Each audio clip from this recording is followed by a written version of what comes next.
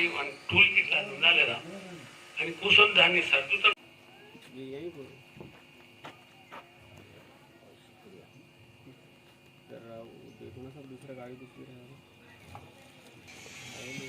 उसके बाद municipal chairman मोहतरम जगदीश्वर रेड्डी साहब की शालपोशी फरमाई।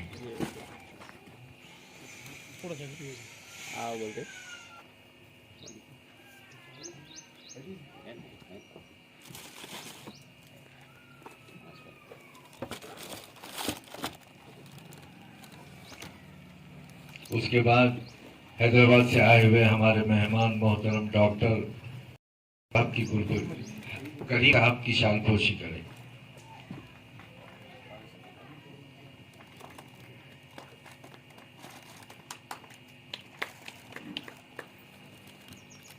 उसके बाद मोहतरम रतन लाल लाहौटी साहब की शालपोशी की जाए।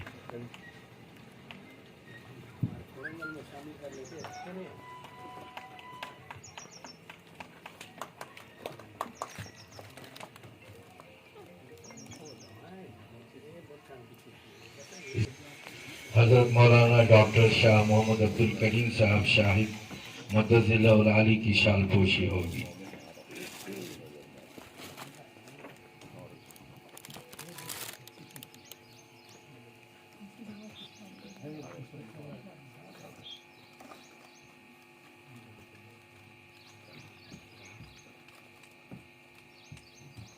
इसके बाद मोहम्मद मुख्तार अहमद सिद्दीकी साहब की शालपोशी होगी।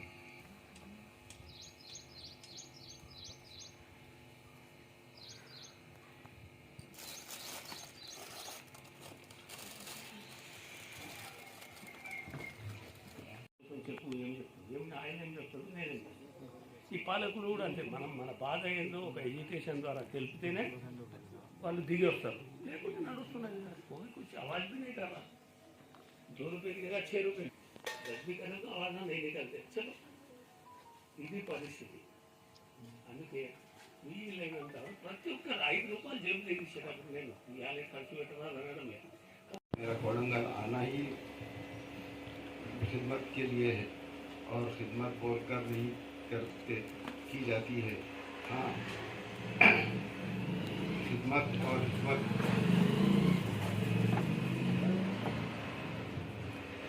मरहूम मग़फ़िर हो और हमारे वालिद मोहतरम मुफ्ती मोहम्मद इब्राहिम खान साहब मरहूम और हमारे भाई इलियास खान साहब मरहूम जो president of India rail Singh साहब के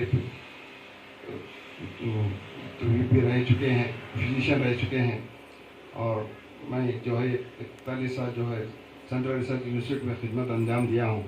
उसके बाद में यहाँ इतना कहना ज़रूरी समझता हूँ कि मेरे कोलंगल आने और ख़िदमत करने का महरिक मौलाना डॉक्टर शाह मोहम्मद अब्दुल करीम शाहिद रशीदी साहब के जज्बे खिदमत जो कोलंगल से जुड़ा हुआ है, जब मुझे इनके जज्बे का एहसास हुआ तो उन्हीं की नक्शे कदम पर चलते हुए मैं अपना इरादा कर लिया। इस तरह मैं भी आपके हज़रात के दरमियान हूँ और गुजारिश करता हूँ कि आप हज़रात लाजम आलिजात के मैदान में मुझसे जो खिदमत हो सकती है लें और दरबार इलाही में मुझसे मकबूल मकबूल बनने का मौका इनायत फरमाएँ। आखिर में मैं जनाब जगदीश्वर रेड्डी साहब, जनाब हज़रत वाला मोहम्मद हुसैनुद्दीन सानी मुद्दज़हुल आली अमीर मिल्लत इस्लामिया का तहे दिल से शुक्रगुजार हूँ कि उन्होंने अपना कीमती वक्त मसरूफियत के बावजूद यहाँ महफिल में इब्तिदाई महफिल में तशरीफ़ लाए, मेरा हौसला अफजाई फरमाई।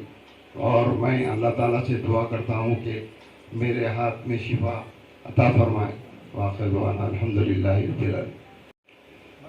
ये थे मोहतरम हकीम मोहम्मद मुख्तार खान साहब, जिन्होंने अपने एहसासात को आप हजरात के सामने रखा।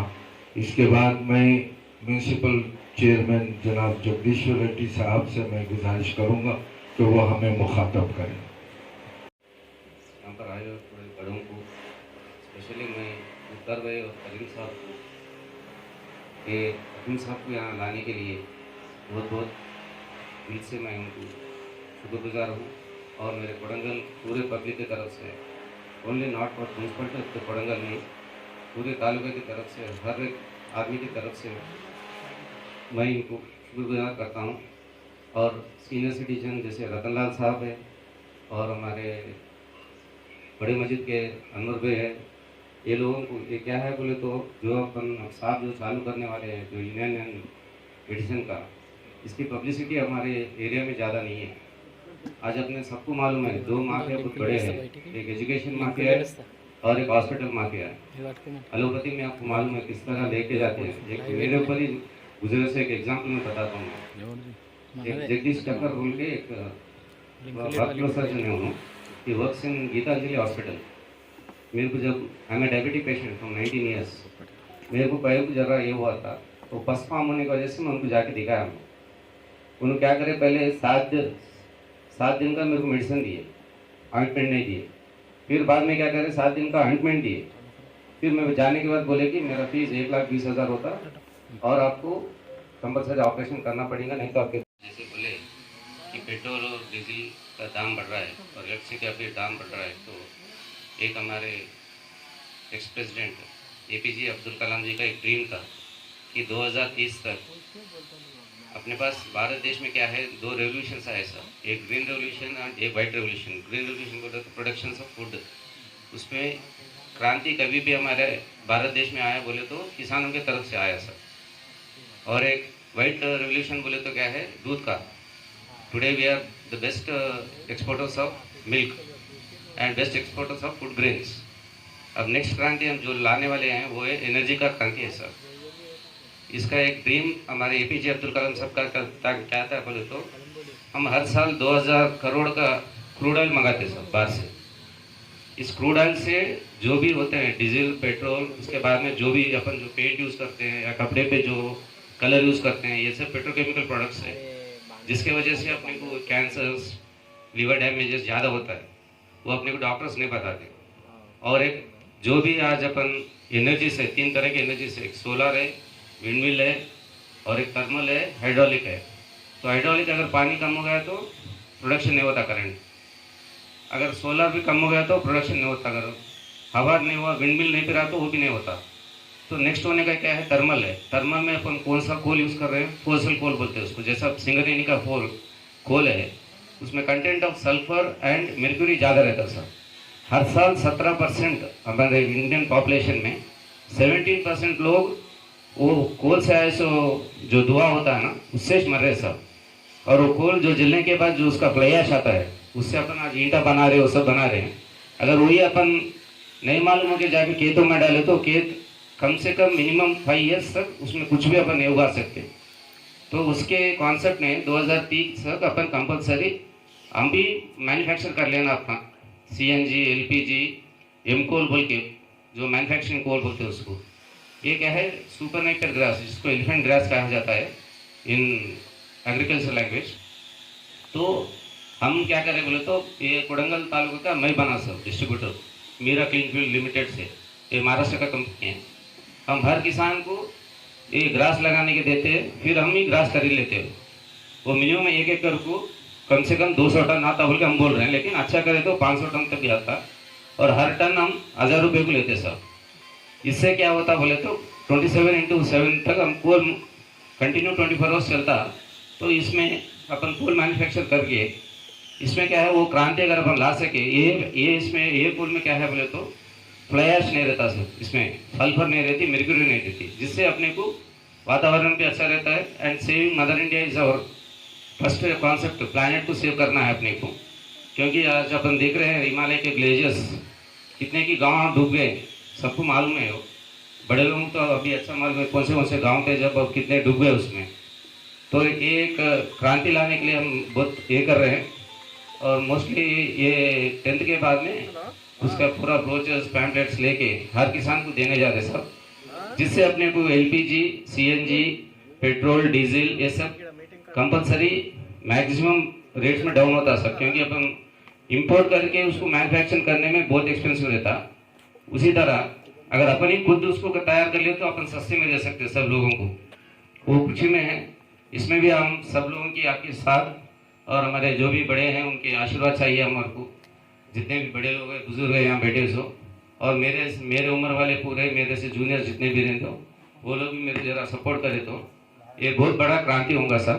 So it's my humble request कि सब लोग इसमें शामिल होके इसको भी बहुत अच्छा करेंगे sir. This will be helpful for our nation and our planet sir. Thank you. ఈ విధంగా అయితే ఏం చేయాలి సార్? దేవుడు ఇచ్చినోడు 300 3000 అనుకొకటి ఒక సున్నానే కదా ముందర పెట్టేది, ఏం చేయడు. కానీ ఇక లేనోడు ఏం చేయాలి ఈ కాలంలో? ఎట్లా బతకాలి? ఇది ప్రపంచం ఒక రీతిలో చేస్తే మీకు బాగా తెలుసు, కొంత 10-15 ఏళ్ళ 20 ఏళ్ళ కరెంట్ యూనిట్కు చాలా వేస్తే పెద్ద రెజల్యూషన్ రోడ్ల మీద అంతా బైకాయిస్తుంది. బస్కి తాగితే బస్సులో 50 బస్సులు అద్దాలు వెళ్ళిపోయాయి. కానీ ఇప్పుడు ఏమైంది? నేను మామగారికి ₹2.10 నేను బస్సులో ఎక్కిపోయి ఉన్నా. నేను మస్తు 4 ఏళ్ళు దిగిన. ఈ పొద్దు ఎన్ని అయిపోయినాయి? తాండూరుకు ₹30 ఇట్లా. ఇది కానీ ఒక్క ఎడ్యుకేషన్ రాలేదు. ఏం లేకపోతే తెలియకుండా ₹50 పేపర్లో చదవలేదు. ఇట్లా పెంచినాం ఇంత అయిపోయినాయి. అది అయిపోతూనే ఉన్నాయి. జనం క్వశ్చన్ చేయడం లేదు. నేను అనేది కానీ కనీసం అప్పుడు మన పెద్దలు 5 పైసలు ఎక్కువైనాయంటే దాని మీద ఎడ్యుకేషన్ తెస్తుంది. అది ఎన్ని రోజులు రాకపోతే ఆ ఎడ్యుకేషన్ మనం మర్చిపోతే మాత్రం ఇట్లా అయిపోతాం. ఎవరినంతా కూడా కృషి మీద వచ్చి కూర్చున్నాడు, వాళ్ళు ఇష్టం వచ్చింది చేస్తూ ఉన్నారు. కానీ అమ్మ బస్సు కిరాయిలు హైదరాబాద్కు నేను ఎంతనో నాకు తెలుస్తలేదు. నేనమ్మన్నది ₹160 నుంచి ₹200 చెప్తున్నారు. నేను 4:30లో పోయినా హైదరాబాద్. చాలా రోజులు పోయినా. అసలు పెరిగి ఏం పెరిగింది, ఎంత పెరిగింది? దానికి పర్సెంటేజ్ లెక్క దీని పర్సెంటేజ్ అది స్కూల్కి పోయేటప్పుడు ఇవ్వాలంటే సచ్చి బతికిపోతుంది.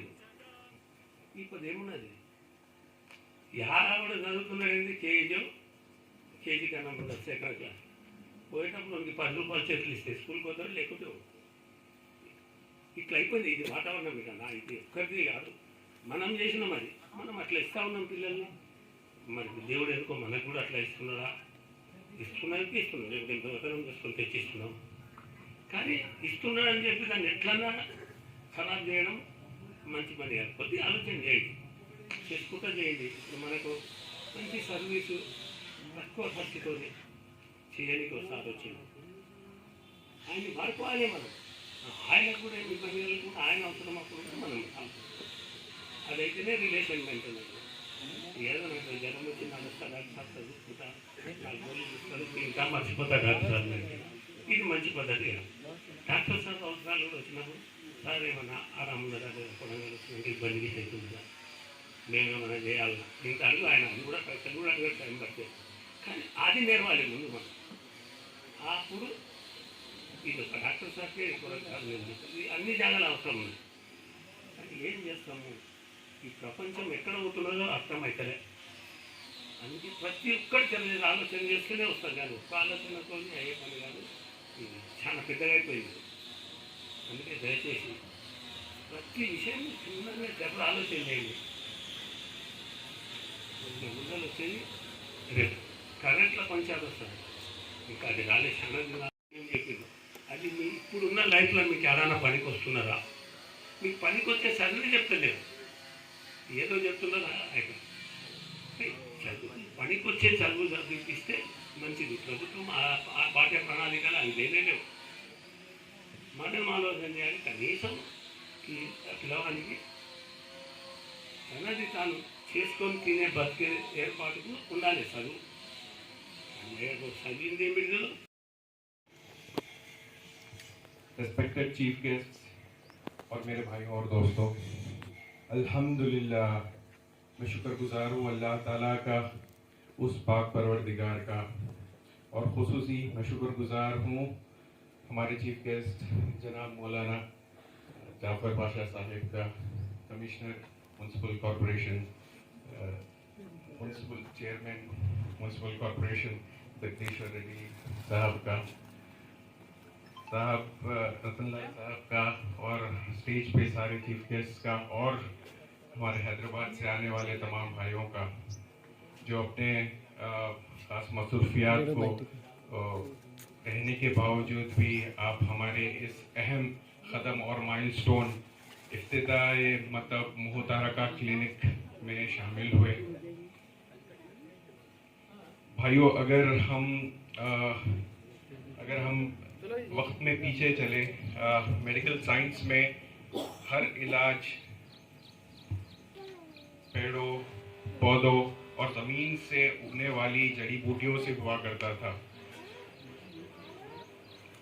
वो हिकमत का तरीक़ा और कुदरती पैदावार से इलाज का कमाल जो हमारे बड़े बुज़ुर्गों के पास था वो बेमिसाल है और ना उसकी कोई बराबरी है। मेरे दोस्तों, आज बहुत ही कम लोग रह गए हैं जो इस फ़न को जानते हैं। जैसे कि आप जानते हैं, एक इमारत की मजबूती उसकी मजबूत बुनियाद से होती है और अपने मकसद में जीत मजबूत इरादे से हासिल होती है। मैं ये दोनों खूबी अपने बाबा हकीम मोहम्मद मुख्तर ख़ान साहब में महसूस करता हूँ।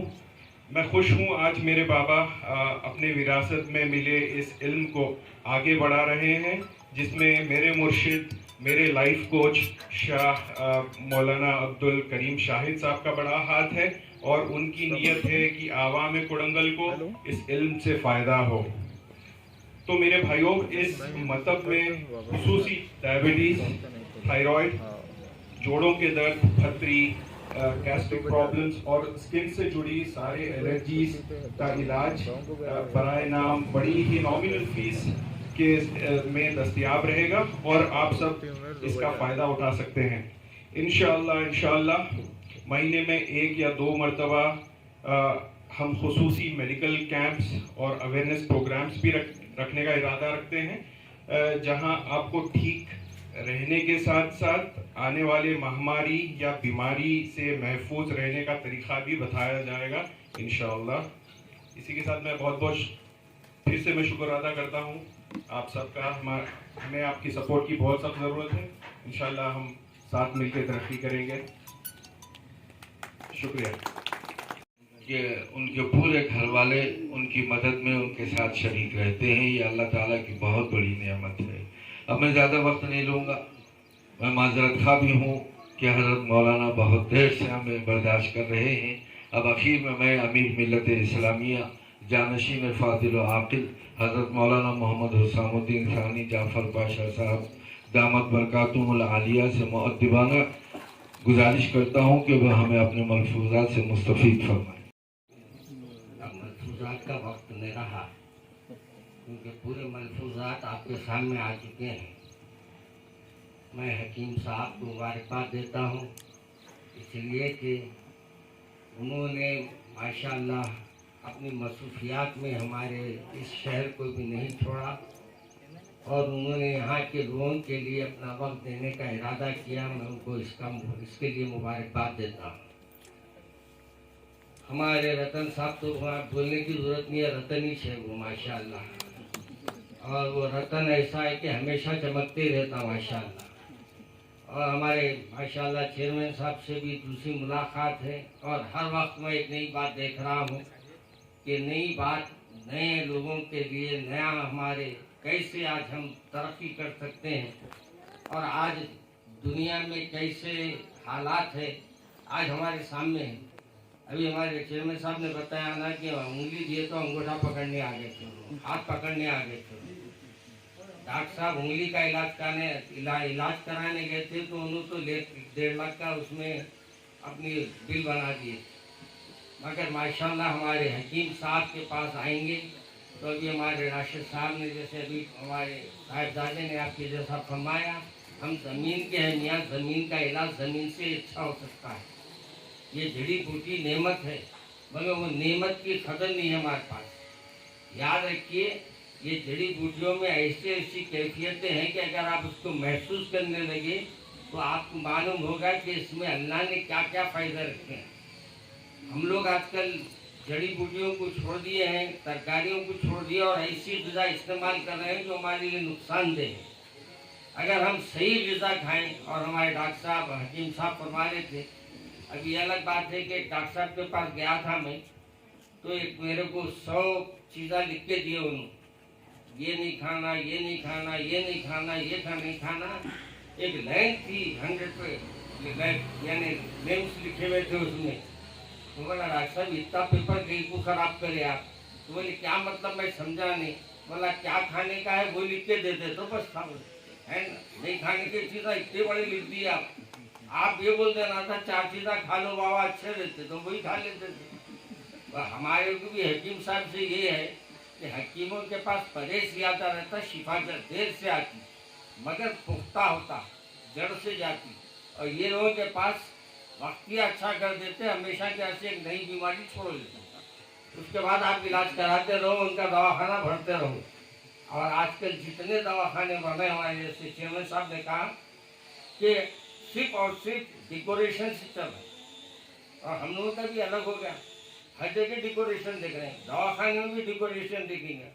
अब हैदराबाद में तो खबरा भी डिकोरेशन की बने आजकल, मालूम नहीं शायद वहाँ मार्बल कंपनी है हैदराबाद में, उन्हें मार्बल कंपनी वालों ने बाज़ाब्ता एडवर्टाइज डाला है, मुख्तलिफ खबरों का डिज़ाइन बना के कि हमारे से बनाइए 10% डिस्काउंट के साथ आपकी खबर बनाएंगे। वाला ज़िंदगी में बना लूँ क्या? हाँ, अभी गई तो बाद में देखेंगे। मगर आजकल बता रहा हूँ आपको, मार्केट जा रही तो भी वहाँ भी डिकोरेशन होना है, हालांकि वो डिकोरेशन करने के बाद उनकी औलाद तक नहीं आती वहाँ। मगर हमारे हकीम साहब को मैं मुबारकबाद देता हूँ, और ये उनकी मोहब्बत खींच के लाई। हमारे भाई साहब हमारे को फोन करके बोले आना है, तो हमारे भाई साहब के बात पर मैं हाजिर हो गया। मैं ज़्यादा वक्त ले लूँगा, आपके चेयरमैन साहब को भी मसरूफियत होंगी, हमारे दीगर हजरात की मसरूफियत होंगी। बहरहाल अल्लाह से दुआ है कि अल्लाह इस दवाखाने को लोगों के लिए और लोगों की सहूलत के लिए जो हमारे डॉक्टर साहब ने इरादा किया है, अल्लाह उसे पूरा फरमाए। और ये क्लिनिक को अल्लाह दिन दुगनी रात चौगनी तरक्की अता फरमाए। मैं ये नहीं बोलूँगा तरक्की अता फरमाए। शायद दवाखाने में बोले बरकत की दुआ करने वाला, यहाँ बरकत की दुआ करने के माने बीमार जल्दी हो लोगों को बोले ऐसा। मैं बोला जो बीमार हुए अल्लाह इनके पास आके सेहत अल्लाह में इनके पास दे, ताकि यहाँ के इलाज करा के सेहतमंद हो सके।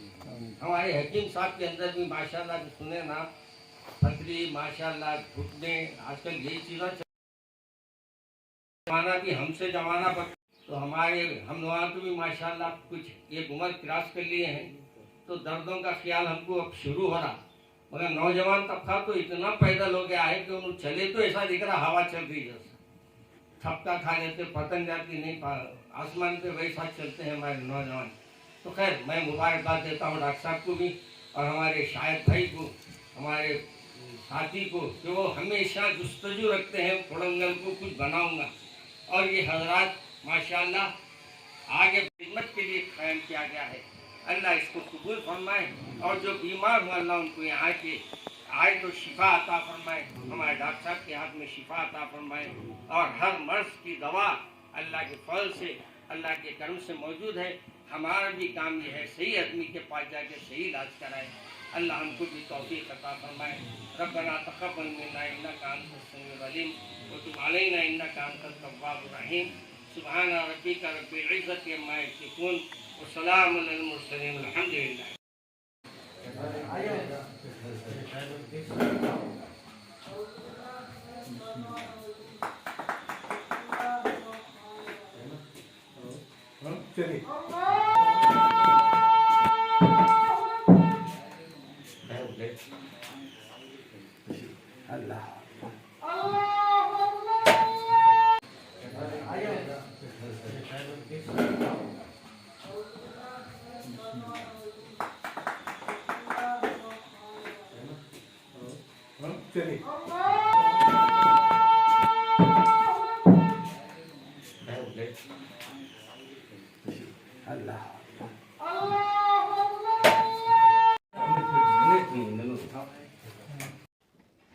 इसलिए हैदराबाद से आए हमारे हकीम साहब और हमारे करीम साहब, सीनियर लीडर रतन लाल साहब और मुख्तार भाई और हमारे मौलाना साहब, जितने भी हैदराबाद से आए हैं और एक नए काम के लिए उन्होंने पहला कदम रखा है। इसके लिए मैं हमारे कौम के तरफ से, हमारे आवाम के तरफ से, कोडंगल पब्लिक के तरफ से मैं बहुत शुक्रगुजार हूँ। और ये हर सैटरडे और संडे के दिन यहाँ आके देखते हैं और बहुत चीप रेट में, चीप ये है इसका ज़्यादा पब्लिसिटी देना पड़ेगा, क्योंकि यहाँ के लोगों को एलोपैथी का बहुत एडिक्शन हो गया है।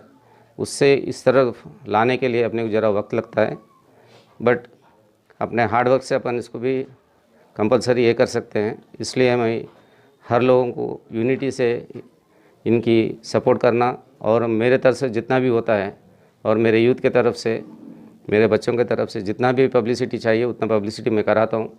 और हमारे पास ये मार्केट्स होते रहते हैं, जैसे वेडनेसडे या कोडंगल में होता है, थर्सडे मद्दूर और परी इसमें होता है। खेड़ों में बहुत इंटरेस्ट रहता है, ऐसे टैबलेट्स लेने के लिए खेड़ों वाले बहुत आते हैं, क्योंकि वो एलोपैथी के फैसिलिटीज़ नहीं रख सकते। उसलिए जहाँ अपने को संडे कोजी में होता है मार्केट ऐड, वहाँ पर ज़रा मैं एक ऑटो और माइक देता हूँ। तो इसके बारे में ज़रा पब्लिसिटी करने के लिए हम हकीम साहब से एक आदमी चाहिए जिनका इसमें नॉलेज रहता है। अगर उन्हें एक बाइट दे तो हम माइक लगा के उनको पूरा पिराते हैं। हर दो तीन मार्केट यार्ड्स में अगर अपन ये पिरा सके तो कंपलसरी इसका पब्लिसिटी आता है। क्योंकि हमारे लॉजिंग के पास एक आदमी आते थे जो घुटनों का टैबलेट्स देते थे, जो खुद बना के आते थे। मिनिमम वो संडे के दिन कम से कम 200 से 300 लोग आते थे वहाँ पर मेरे लॉजिंग के पास। आज मेरा लॉजिंग निकाल दिया मैं, उसलिए उन्होंने भी नहीं आ रहे।